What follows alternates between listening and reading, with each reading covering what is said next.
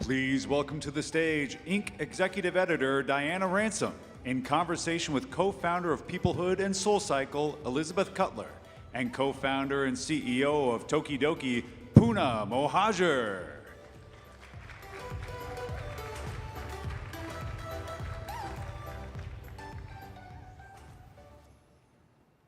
Hi, everyone. I'm Diana Ransom, Executive Editor at Inc., and I'm pleased to be in the presence of not just one, but two entrepreneurial dynamos. Elizabeth Cutler is the co-founder of SoulCycle and Peoplehood. And then we have Pooneh Mohajer, who is a serial entrepreneur, but perhaps best known as the co-founder of Hard Candy and Tokidoki. So ladies, thanks for being here. Thank you for having us. Yes, This is a great way to start the day. Absolutely. So actually, before we begin, I'd like to start with a bit of a housekeeping note for the audience. We're going to be saving about 10 minutes toward the end of the session for your questions. So please, as we go, do think of a question to ask.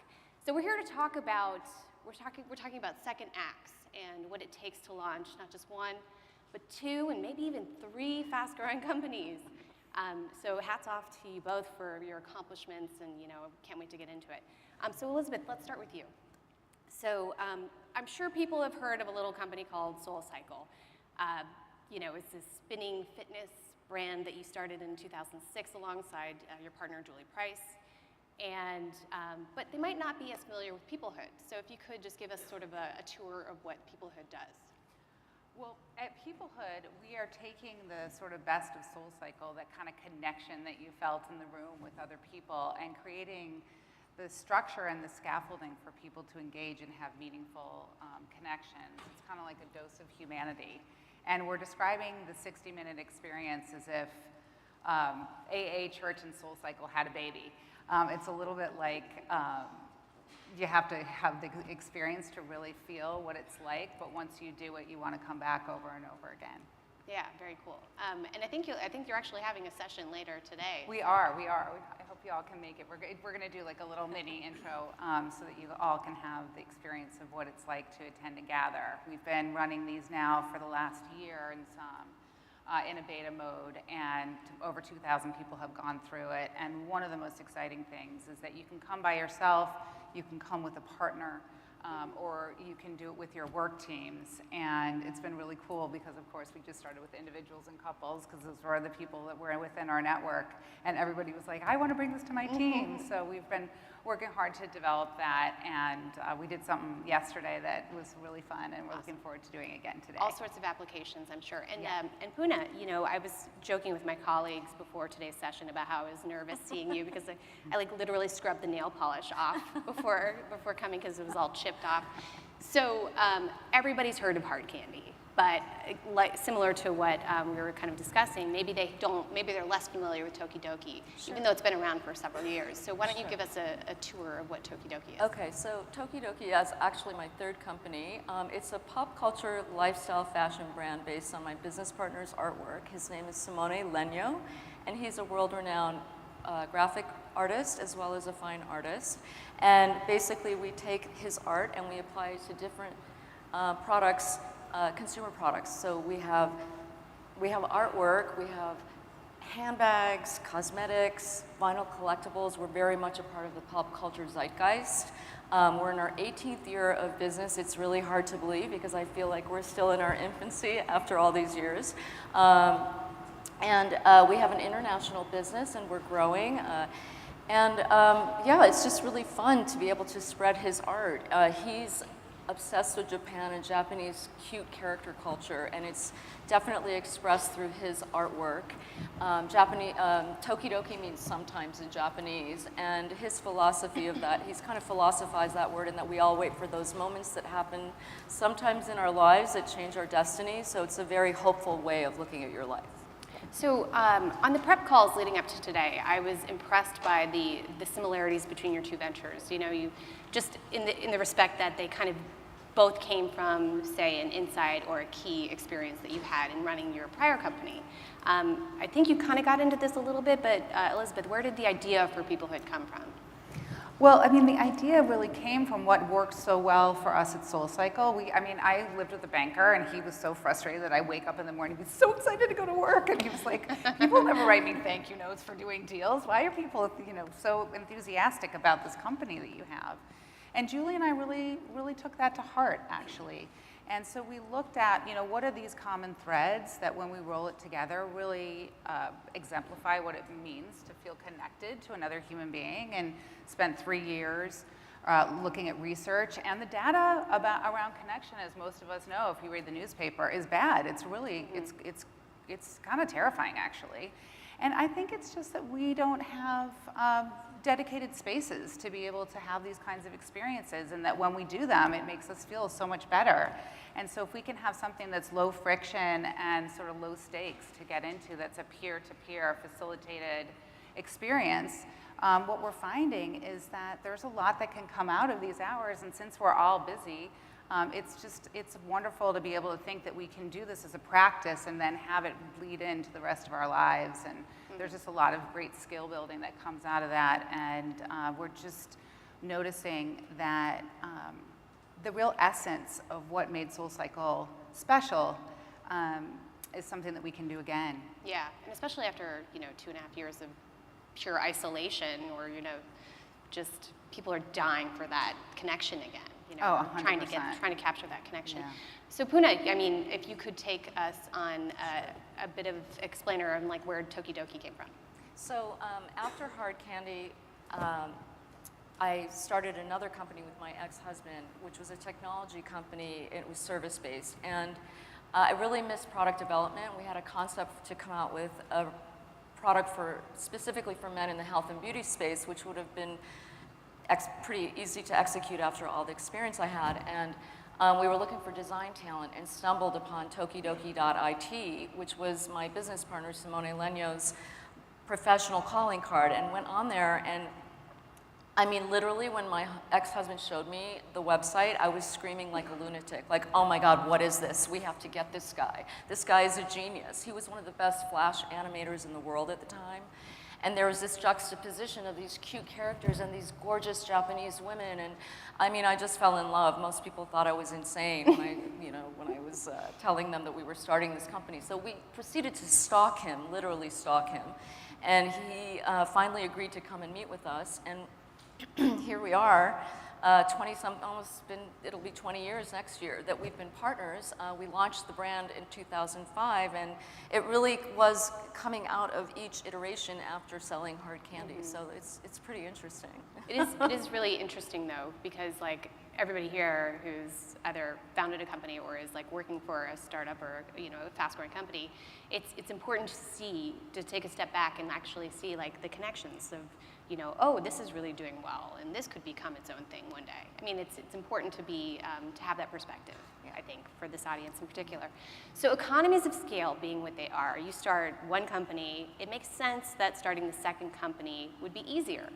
But what was harder? Pooneh, why don't you kick us off? Well, for me personally, definitely the first company, Hard Candy Cosmetics, because my sister and I were in our 20s, and we had no clue how to run a business. I mean, it was just, I had a JD, that helped, that definitely helped us, but it was tough. It was really tough, and but we were young. When you were starting the second one, though, what was harder, even though you think it's going to be easier? What was harder? Surprisingly hard, more difficult. What made which one more difficult? I know, there's so many companies. The second business that you started, what was more surprising? What was surprisingly difficult as you were starting that business? That you were... Oh my God. Many challenges.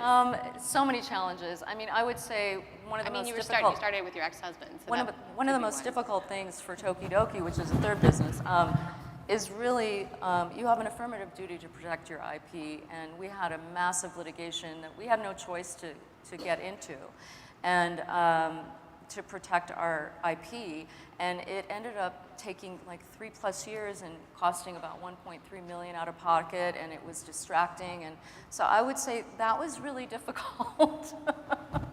Yeah, and you're right to point out, I mean, every company is probably its unique thing, right? And so you're going to, even if it's easier, quote unquote, the second time, you're going to run into something new, right?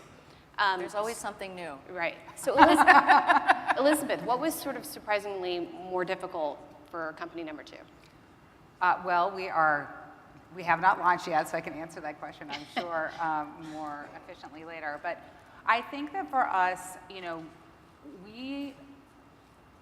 to build the end-to-end technology that we wanted to support the experience, it's so much more complicated and more expensive than the first time around. And so also it's like now people, when Julie and I started SoulCycle, nobody knew who we were. We opened in a space that we found on Craigslist, which I still would do again. Wasn't it a hotel, like a hotel space? Or the No, lobby it had of been a mortuary actually in its previous life, but then it was a dance studio, so it seemed like sort of the right bridge there. Yeah, exactly. And so so we're just these things. The markets have different complications. It's always something. I understand. Was fundraising uniquely difficult? Fundraising actually was, because the first time that when we built SoulCycle, nobody was going to give us any money, so we had to bootstrap it. And we did bootstrap the beginning of Peoplehood, but then we realized in order to really get the scale that we wanted to do, that it would probably be wise to take on some partners. And to be honest, we did raise, we had a great raise that we closed last May, and we raised more than we thought that we would. We had about 100 conversations to find the right alchemy, to make sure that we had the right partners, and we found, thank God, fantastic partners to do this with that really were bought into the vision so that we wouldn't have that friction cost of having the wrong kind of money. So I feel like we're, hopefully the stars are aligning. It feels good, it feels good. It's really, truly shocking though, because you're Elizabeth Cutler, who actually founded a successful business, and you still had to talk to 100 different people to get money. Yeah. So that's, it's hard. Yeah, take heart, people. It's cool. Everybody's got to work for the money. So what would you say is one thing that you had to learn about fundraising that you found made the process easier? It sort of took us a minute to really understand that we raise venture capital money. Venture capital has its own way of you needing to kind of fit into their structure. Sort of initially, I thought it would be really cool if we had sort of equal angels that we brought together, and we needed a lead. So, and thank God we found a fantastic one in Mavron. They're a B Corp, so that really resonated with us. And I would say it just, you can kind of feel what people's motivations are, and so it was great. You can see it right away. And we turned down a huge check, me knowing that something was not going to be right with that particular relationship. Did you run into any kind of bias toward a second founder? Oh my God, Second-time absolutely. founder? I didn't even know there was this thing. Did you know that? No. Yeah, there's this whole second-time founder syndrome that's a huge bias. And I had no idea about that. I understand why it exists. Why does it exist? I think you can second guess yourself. The bar is so high. You're older, you have less energy, maybe you have a family. I don't know about definitely older. I don't know about the energy. Anybody met Julie Rice, she will never stop. I still have good energy, but. You always will. You Well, I'm gotta not hope saying so. you You gotta in hope so particular. for as long as you can. But no, I understand. I think that's right. You're at a different stage of life where there are a lot of demands on you. So many of us are, you have kids and then you have parents who, everybody's got needs. When we started, there weren't as many needs. Certainly when you're 22 starting a nail company, it's just you and your sister. So, look, I think that there are a lot of dynamics, I think is what you're alluding to, and those can be stumbling blocks that can create friction. But I think, look, I find being an entrepreneur a calling, and you got to answer the call. And if you're going to answer the call, you got to go all in on what you can deliver in that experience. And Julie and I have now been working together for 16 years, and that's a long marriage. And we sort of know what each other's strengths are and know when to get out of each other's ways. And so when you're entering those conversations with venture capitalists, you sort of play up the fact that you do know each other so well and complement each other. We do. It's strategically, how do you present yourself in the best light? I think that It really goes, and we were talking about this yesterday, I think it goes toward really understanding each other and being able to suspend, and even in fundraising, suspend your own beliefs and just try to step into somebody else's shoes and get their world. You know, it might not be your world, it might not be what you think is right, but to just allow yourself to just for a minute to just be there in a generous way. It shifts the energy so dramatically that that you're able to find a way forward that's that's the right way forward. I don't know how to better describe that, except that we've had a lot of powerful and impactful experiences doing that. I think it's well said. Now, Pooneh, you have haven't. It's a bonding. It definitely bonds you. All the trials and tribulations with your business partner, and I think a lot of it is also having that mutual respect. I mean, we've been able to be partners we're going on almost 20 years now, and I think it's like what really works for us is that we do respect each other and we listen to each other's perspectives before we make a decision. So it's very fluid. Now, Pooneh, staying with you for a bit, you haven't needed to raise funding in the same fashion as Elizabeth, but you are an investor. What's your take on second-time founders? As an investor, I think it's great because, you know, you have someone that's been through it already, and they've already been through. There's a learning curve every time that you start a company, and you're going to learn from every iteration and all your experiences. So, I think that adds value when you're looking at investing in somebody or a company. But it's also you have to look at that individual and make sure that their values are aligned with your values, their mission and their vision resonates with you, and that they're really solving some kind of a problem. Yeah. Because most companies are solving a problem or a specific need, and that's been my experience. So I always look for those things when investing.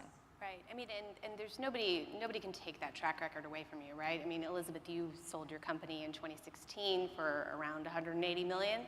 Pooneh, you sold your company to LVMH in 1999 for an undisclosed sum. You know, that's impressive, and you know, kudos to you. But what was it like to really sell a business? You know, was it emotionally difficult, physically difficult? Elizabeth, why don't you take us there? Yes, it was both of those things. And I remember this friend of mine, I was pretty stressed about it because I do think that there is a magic that comes when things are working.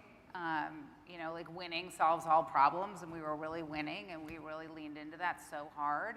And, you know, to let something like that go felt like kind of, you know, selling a child. And I was talking to a friend who was a banker. He was like, Elizabeth. Did you say selling a child? Yes, I did. It felt like I was selling a child. And he sat me down and he really said, it's soul sucking. Yeah. He said, you know, this is a business. You already have 2 kids. Like, it's okay. And so we sold the business. I was like, I should not have listened to that guy because honestly, he never sold a bit. He sold other people's businesses, but not his own business, right? So it's just to be honest with yourself about how much of you is in something. And that it is a transition, and transitions can be challenging, and we all get through them, but yeah, I definitely felt like somebody ripped my heart out. Yes, ripped your heart out and stomped on it. But is that it how is you a felt, transition Pooneh? that forces you to grow. I mean, it's Of course, definitely a growth opportunity, for sure. Is that how you You felt? must frame it that way. Is that how you felt? I was devastated. I felt like a limb had been cut off my body. Yeah. But Yeah, it was my baby. I guess we get over these things, right? In time. Yes, we do. Assuming you know we have these dark moments. You had dark moments where you thought maybe you made a mistake. What'd you do to pull yourself out of them? Well, I don't know about you, but that's a really nice thing about having a partner, is that when there's a good chance that when you're down, the other person's up, and vice versa, so you can be there for each other and lift one another up. And that certainly was our case, that we were able to provide that. Yeah, I don't want to be in business by myself. I actually like having a partner so that I can lean on somebody, just like you said, Elizabeth. It makes a big difference.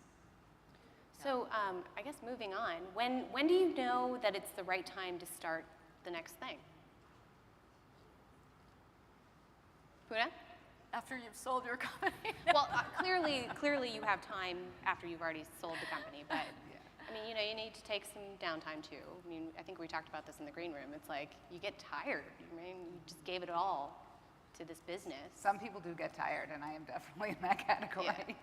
But I think it's what we were saying earlier. I mean, when you see that there's a need, when you see that there's a problem that you feel like you can help solve, that there's a service that you can provide, that there's something meaningful that you can do, or you just see an opportunity, I mean, it's a call. I mean, It's a calling, yeah, and you'll know what your next thing is, because it'll hit you in the face, very much like my third business, Toki Doki. I mean, it was just like, oh my God, I want to do this. This makes me happy. It's going to make other people happy. You look at the artwork and it brings you instant joy, and I think that everybody needs that. It's like a great emotional support. Nice. So Elizabeth, I love that you're rejoining with Julie in this company. It's 16 years relationship, I guess is what you said. So, okay, obviously you work well together, but that took work, I'm assuming, right? I mean, it's hard to, keep a sustainable relationship going. Why do you think the partnership works, and what did you have to do to get there? It's so great that you asked that question, because it really is so much about what we're sort of bringing forth into the world. But I really believe in coaching, peer-to-peer connection, business therapy, like whatever it is that's going to help us get unstuck so we can get out of our own way. And Julie and I both really committed to that. And so over the years, our commitment to each other then started to filter through the organization. And, I always say, like, I'm a little bit type B, and I get a little, I don't know if anybody ever been to New York. Not everybody brings their best selves to the front desk of a fitness establishment, and I got a little nervous, a little scared of our customers at times.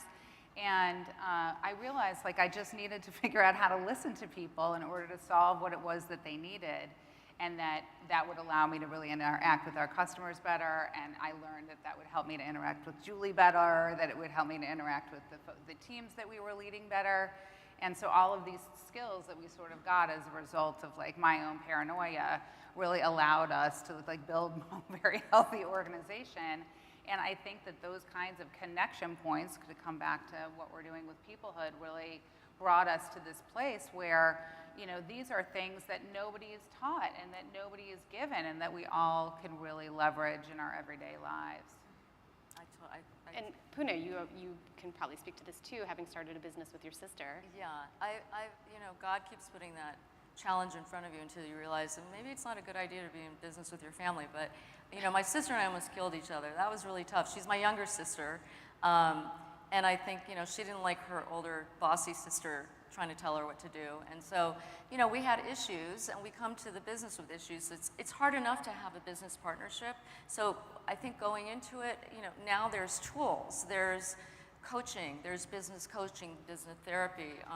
I think it would have been really helpful at that time if we had some kind of a mediator, or we did do counseling.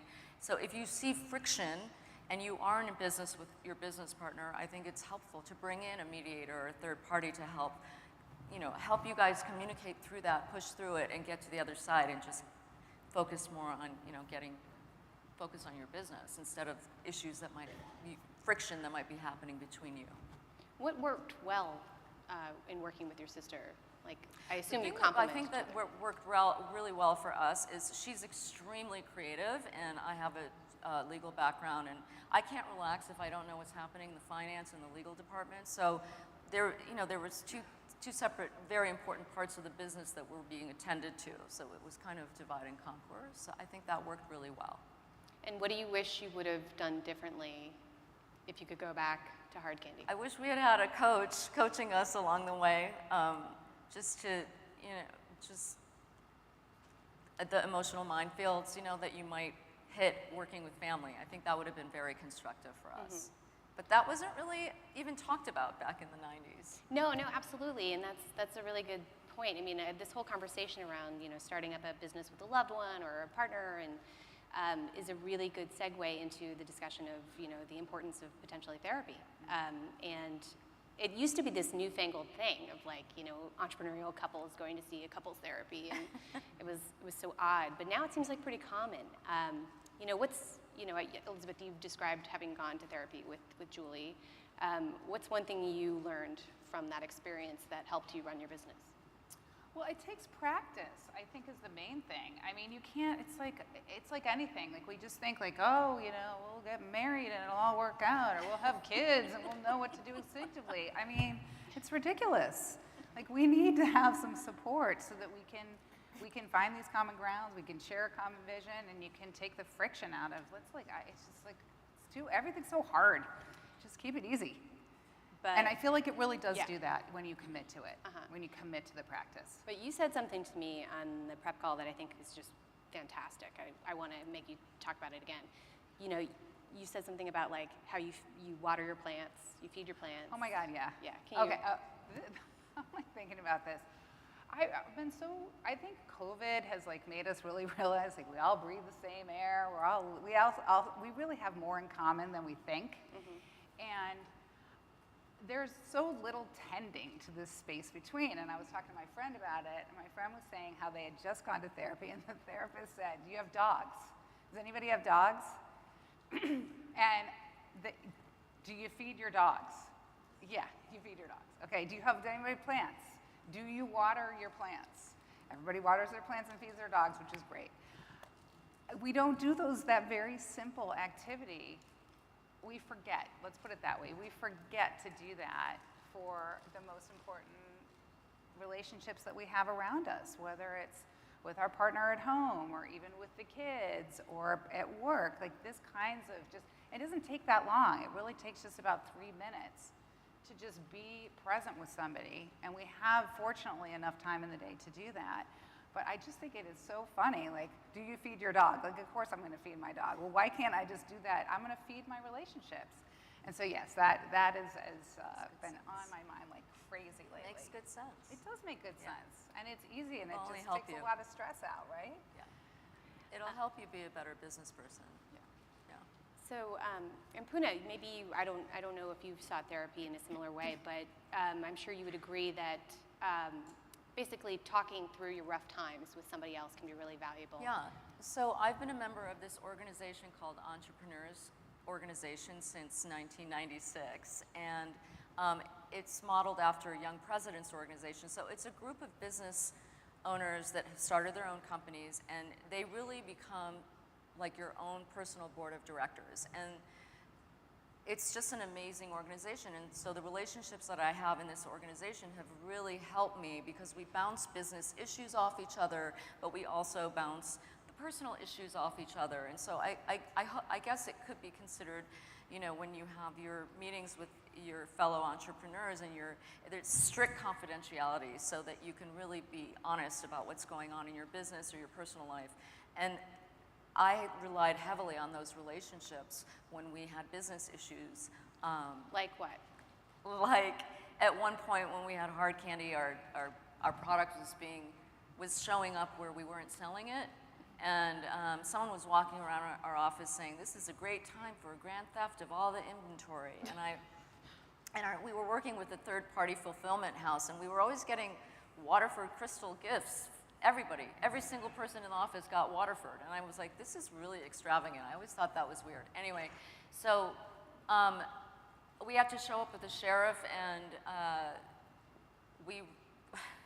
we had to get control of our product, and we had a... But this was through the guidance of somebody who... Because someone in my organization said to me, get your inventory. I mean, that's your money sitting in your warehouse or in a third-party facility that is at risk. So you need to control your inventory because that's where your money is sitting. And so that was pivotal because, you know, if you have an interruption, yes, you can ultimately recover, but you want to keep your business momentum going. That's really, really important. Momentum is important because it just like compounds like interest. And that's a problem when you have a business interruption. It slows you down. So that was great to be able to get that advice because I was young and I'm like, oh, okay, I'm gonna go get my inventory. And that's what I did. That's great, oh my God. Yeah, we all should have a sheriff on call, right? So I just want to remind everyone that we're going to be asking questions in about 5 minutes, and I think that there are going to be microphones set up, so please do step up to the mic, and I'll let you know. So I love this. We're going to do a little bit of a lightning round right now. So what's the best business advice you ever got, and why was it helpful, and who gave it to you? Elizabeth. The best business advice that I ever got was high road, long view. Just focus on the mission and don't get too stuck in the weeds. And I can't remember who gave it to us. It was somebody, we had some crisis. I don't even remember what the crisis was, which is so funny. And it was a crisis PR person, and it all worked out, but except I always live by, I swear, if I got a tattoo, I'd probably get that. Yeah, that's great. What about you? Oh my gosh, the best business advice I've ever gotten. Oh, I will tell you, this is the best advice I've ever gotten. It's from my father. Just keep doing what you're doing. Just keep doing what you're doing. Keep pushing through. Just keep doing what you're doing. It's the best business advice I've ever gotten. Because, you know, you don't ever want to give up, you know? You don't want to give up. There's always a way to solve, there's multiple ways to solve your problems. Always. How do you make time for yourself, and why do you think it's important to do it? I schedule. I schedule time. I learned that in the early days of SoulCycle. And I think it's important because I think, you know, one of the things with the world being so noisy, and I mean, I love my phone so much, but I do find that if I need an answer to somebody, nobody has a better answer for me than me. And the only way that I can get my answer is if I shut up and listen. So I no technology. allow myself to do that. Yeah. And it's whatever, you know, whatever works for you. But I have certain ways that I end up doing that, whether I like to hike, I like to walk. So, you know, that's the best way for me to do it, but everybody's got a way to do it. And I encourage you to do that because I feel like that will really help you move your own needle. Yeah, I remember Simon Sinek told me once that he likes to fly on airplanes because it's like the only time he can like do something completely focused. Like, wow, so that must be an expensive way to get work done. But, so Pooneh, how do you make time for yourself? I'm guilty of binging on Netflix and Amazon Prime. Yeah, because I just, you know, it's nice. I get to just go into another world for a second, so I'm not thinking about the business constantly. No, we all need a break, so that's wonderful to hear. What are you learning right now? You know, I am learning a lot about how people learn at work and what is required to develop trust in a work environment and how to bridge that in this new world that we're encountering, where you've got some people maybe working remotely and some people in person or some combination thereof, and just how valuable it is for people to look at each other as human beings. And one of my favorite moments that we had recently was we were doing a Peoplehood gather for an at-work group, and it was so cool. 4 out of the 14 or 20 people, whatever it was, had taken up tennis during the pandemic. And you could see the lights go on, like just recognition of like, oh, these are my people. And it's just a random thing, but they would never have had that sort of understanding with one another. And so I just think like the ways that we can kind of tease that stuff out so that people can have a different kind of connection than maybe they expected with their work colleagues is something I'm really interested in learning.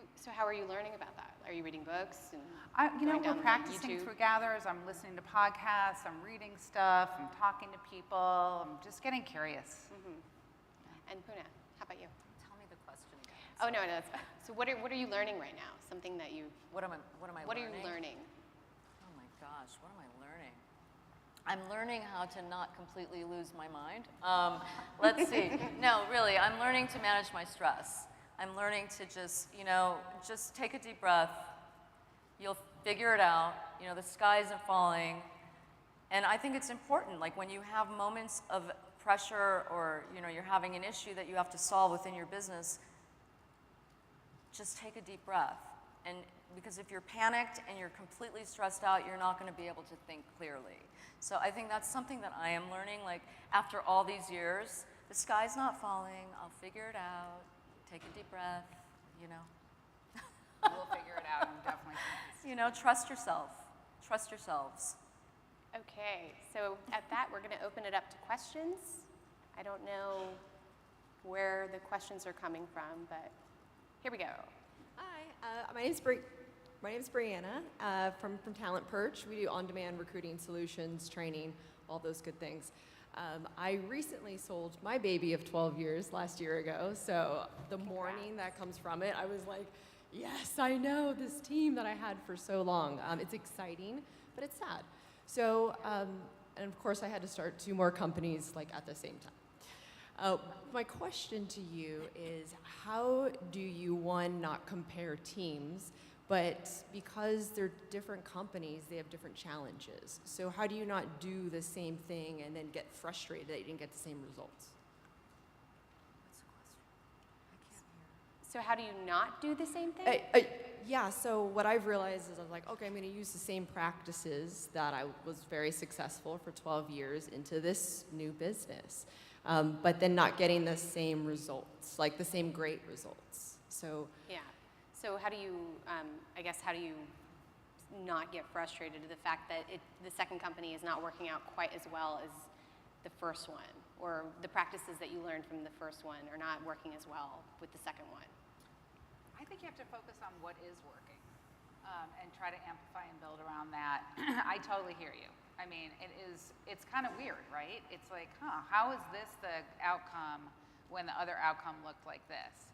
And all I can tell you is that one of the things that I definitely have seen is that I have to get creative. I got to start to look around the corner and just figure out a way how to inspire people differently, or, you know, I don't know what the situation is necessarily, but you're just going to have to put on some different kind of creative thinking, and maybe you have to switch things around or get some different folks. I mean, you know, who knows? You've been through so much in these last few years. yeah, that's what I was wondering, like, how do you deal with the fatigue of entrepreneurship? You got to take care. How do you deal with the fatigue of entrepreneurship? Do you want to talk to them? Sorry. Binge watch Bridgerton. Just kidding. I I think drink a lot of coffee. coffee's good. No. I think the fatigue is filling your own well, you know, and just Like what figuring she was out saying. like how you can let the energy come through you. I gotta say, like, we all have to, whatever it is for each of us, we all just have to figure out what the 1, 2, or 3 things are that actually nourish us. Like, we Yeah, cannot be that hungry. You have to take care of yourself at the end of the day. I mean, I find myself sometimes yelling at my business partner in a nice, kind way, like, please stop working and take a break. Because if you break, that's not going to be good for everybody. And, you know, we have a whole team of people that are relying on us, so we have to keep ourselves healthy. One of the things I was going to tell you in your first question is, you know, the landscape is constantly changing. Like, what worked yesterday might not work today. So, and things are happening so fast. There's so much technology, and, you know, I just think, you know, you've got to try to stay abreast of what's going on. You know, read publications. I learned from Inc. I learned from other publications. It's a great resource. There's a lot of resources out there. Tap into them. You know, there's business groups. Talk to other business people. What are they doing to solve similar issues? You can learn from each other. I do that all the time. Like, oh, I didn't know about that. How do can I get that link, please? Let me figure out what that is. I want to use that for our company. Yeah. That kind of thing. Awesome, thanks so much, appreciate it. Did we have another question? Yes. Hi, Kevin Hennessy, Bravo Payroll. I just wanted to ask about scaling training. So as you guys have taken on capital partners, and hit rapid growth, and you've run multiple locations, how do you scale your training using either people, technology, process? And then how do you inspect what you expect to ensure that it's being carried out in a way that you hoped it would be? That seems like a good one for you. Yeah, the way that you scale your training is you need somebody fantastic who is in charge of training. And then you need to bleed it in to every part of the company. So at least at SoulCycle, if you're consumer, I can only speak to consumer facing, but the training that we had, thank God, was led with somebody who loved training and really wanted to bring this to people. And it allowed for us to be able to offer training to anybody who was touching the customer, whether they were at the front desk or leading the classes or taking care of the facilities, whatever it was, we made sure that everybody had access to that training, whether it was building dashboards or doing things in person, and then circling back around just to make sure that the folks who are leading in those markets are fully bought into all of it, and that they're being able to be empowered to make decisions so that people feel like they can do what they need to do to serve. I think that really was the biggest, most successful part of training that we had at SoulCycle, and we did it in 90 different studios in 16 different markets. So I can tell you that it works, and we were super paranoid that it wouldn't, and that's why we leaned into it so heavily.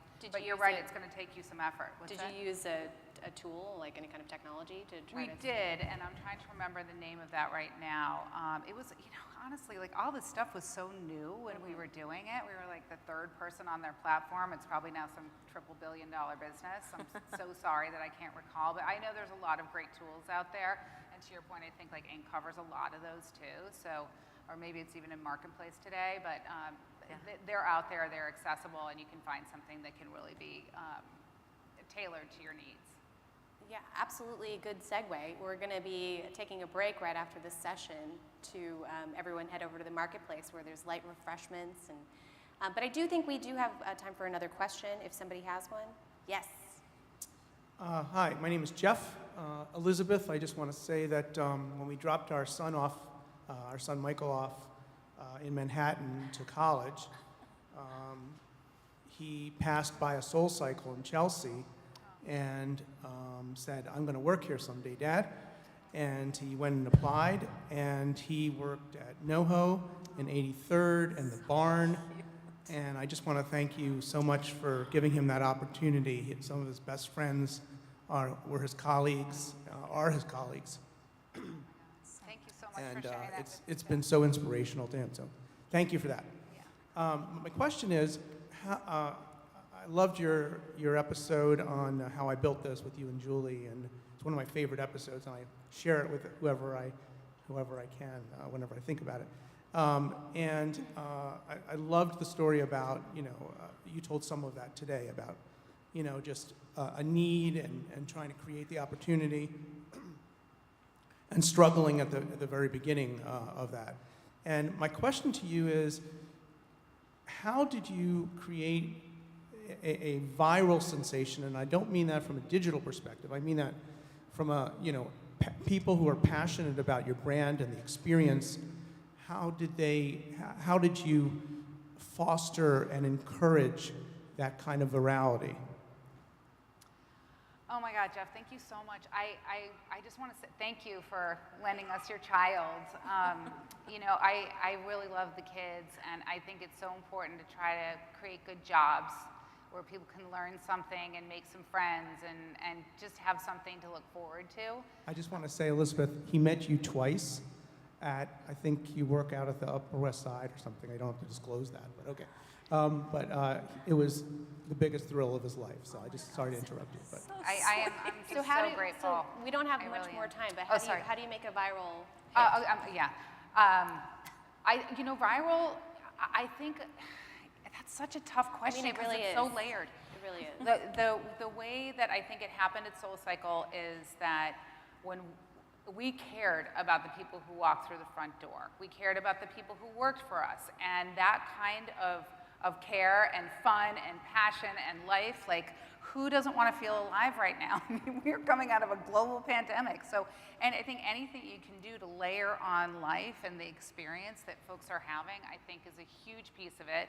Of course, Julie's the coolest person ever, so the merch was fantastic, and the music was great, and the teachers brought it. And what I can say is that the ones who were the best instructors always held the space for people in the room. Like it wasn't about their ego and themselves. So that's a lot of things all on top of one thing, but I don't think it's one thing. I think it's many. In the past, you've said something about you don't just want to create fans, you want to create evangelists. Yeah. So to some degree, your fans, the people who took your classes were. I think it's about trust. I mean, you need something, we show up for you. You're gone for 3 weeks, we're curious what happened. It was so extraordinary to see how people started to take care of each other, have each other's backs, show up for each other in a moment of crisis. And I think that that is something that means something, and that we're really interested in that kind of community because, I mean, honestly, at the end of your life, your social and relational health is the #1 factor to you feeling like you've had, you know, a life well lived. And that's important for everybody to get to experience. So true. Well, thank you both so much. This has been a really wonderful conversation, candid and lovely, and really just truly lovely. So everyone, again, head over to the marketplace for a break. Enjoy. Take care.